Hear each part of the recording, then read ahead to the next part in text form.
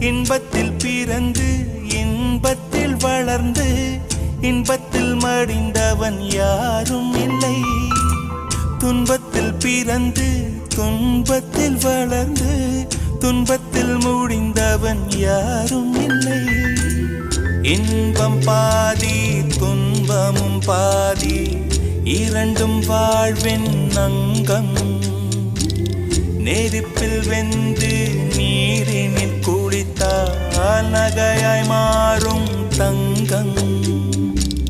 தோல்வியும் கொஞ்சம் வேண்டுமடி, வெற்றிக்கு அதுவே எணியடி.